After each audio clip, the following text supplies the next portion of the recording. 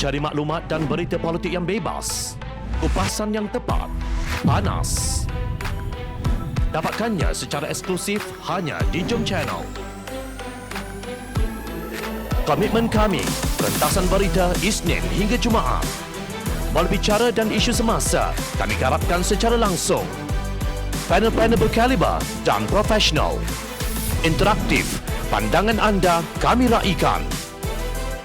Jangan lupa bersama kami di setiap hujung minggu dalam edisi khas mingguan. Jom Channel, moving forward, sharing a new experience.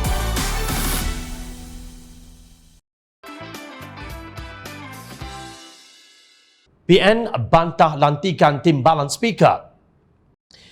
Baru-baru ini pengerusi Kelab Penyokong Kerajaan BBC Datuk Seri Tajuddin Abdul Rahman berkata pindaan perlembagaan bagi menambah jumlah timbalan speaker atau timbalan yang dipertua Dewan Rakyat daripada 2 kepada 3 orang sudah dipersetujui Blok Kerajaan dan Pembangkang.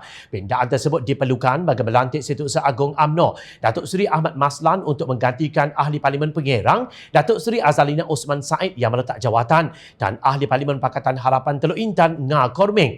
Melantik Ahli Parlimen Pembangkang merupakan satu gencatan politik di mana negara sedang berhadapan dengan pandemik COVID-19 dan masalah ekonomi yang memerlukan pemulihan. Tidak ada alasan usaha ke arah reformasi parlimen ini tidak boleh disokong. Ini selaras dengan titah Yang di-Pertuan Agong Al-Sultan Abdullah Sultan Ahmad Shah yang mahukan budaya persefahaman dan demokrasi bermusyawarah dilaksanakan di Dewan Rakyat. Namun, lain pula pandangan bekas Perdana Menteri Kerajaan Tebuk Atap. Siapa lagi kalau bukan Tan Sri Mahyadin Mat Yassin. Perikatan Nasional berpendirian tiada keperluan untuk mewujudkan satu lagi jawatan timbalan Speaker Dewan Rakyat buat masa ini. Mahyadin selaku pengerusi Perikatan Nasional berkata 2 jawatan timbalan Speaker sedia ada seperti termaktub dalam Perkara 57/1/B. Perlembagaan persekutuan adalah memadai bagi menjamin kelicinan mesyuarat Dewan Rakyat. Selain itu katanya peruntukan Perkara 57/3 Perlembagaan Persekutuan yang membenarkan mana-mana ahli Dewan Rakyat mempengerusi mesyuarat Dewan Rakyat pada masa ketiadaan Yang di-Pertua dan timbalan-timbalan Yang di-Pertua juga adalah memadai bagi tujuan menjamin kesempurnaan perjalanan mesyuarat Dewan Yang Mulia itu. Justru tiada keperluan katanya bagi Perlembagaan Persekutuan dipinda untuk menambah satu lagi jawatan timbalan Yang di-Pertua Dewan Rakyat untuk masa ini.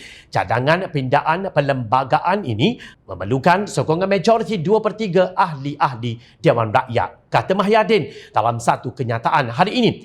Beliau turut berkata Perikatan Nasional berpendirian memorandum persefahaman transformasi dan kestabilan politik antara Perdana Menteri dan Pakatan Harapan juga terhad kepada perkara-perkara yang telah dipersetujui secara bersama. Pindaan perlembagaan untuk menambah jawatan timbalan Yang di-Pertua Dewan Rakyat katanya tidak termaktub dalam memorandum persefahaman itu. Justru katanya adalah tidak wajar bagi mana-mana pihak untuk menuntut pelaksanaannya. Atas dasar itu Perikatan Nasional katanya telah membuat pendirian untuk tidak menyokong sebarang cadangan pindaan perlembagaan bagi tujuan tersebut. Tegas kenyataan itu. Buat masa ini satu jawatan timbalan Yang di-Pertua Dewan Rakyat dipegang oleh Ahli Parlimen Bersatu Batu Pahat Datuk Muhammad Rashid Hasnun. Namun beberapa media melaporkan Bersatu menentang pemilihan Ahmad Maslan untuk mengisi jawatan timbalan Yang di-Pertua kedua yang dikosongkan oleh Azalina sebelum ini. Lalu timbul idea mewujudkan jawatan timbalan Yang di-Pertua ketiga Dewan Rakyat. Menteri di Jabatan Perdana Menteri Datuk Seri Wan Junaidi Tuanku Jaafar dilaporkan turut memandang baik cadangan itu walaupun ia belum dibincangkan secara rasmi. Kononnya Bersatu menolak pemilihan Ahmad Maslan sebelum ini kerana namanya terpalit sebagai kluster mahkamah. Kini Ahmad Maslan sudah dibersihkan setelah membayar kompaun berjumlah 1.1 juta ringgit. Perikatan Nasional menentang kewujudan jawatan timbalan Yang di-Pertua ketiga pula. Apa sebenarnya yang ditolak oleh Perikatan Nasional ni? Jawapannya cukup mudah. Perikatan Nasional boleh melantik 3 duta khas bertaraf menteri yang langsung tidak diperlukan dan membazirkan dana rakyat. Tetapi ia menolak pelantikan Wakil Pakatan Harapan sebagai salah seorang timbalan Yang di-Pertua Dewan Rakyat. Bersatu dan PAS adalah 2 parti asabiah yang tidak mahu Nga Kormeng, Ahli Parlimen DAP untuk memegang jawatan sebagai timbalan Speaker ketiga Dewan Rakyat. Itu alasan sebenarnya. Jangan sangka rakyat tidak tahu. Rakyat pada masa kini sangat peka akan isu politik negara. Ingat, rakyat sentiasa memerhati.